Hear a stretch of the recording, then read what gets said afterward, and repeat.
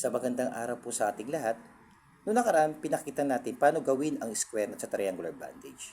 Ngayon naman, pag-aralan naman natin na mabilis yung parte ng triangular bandage. Itong mahaba na to, ito yung tinatawag natin base. Kasama niyan ang dalawang sides. Ginagamit natin yan pang hold sa injured area ng katawan ng pasyente.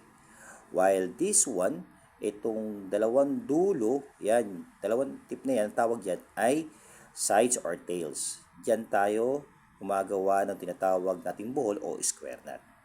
While this area, ang tawag dito ay apex.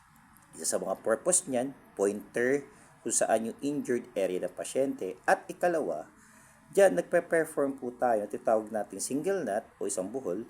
Then tinatago natin bilang pang-hold natin dun sa injured na parte ng katawan ng pasyente.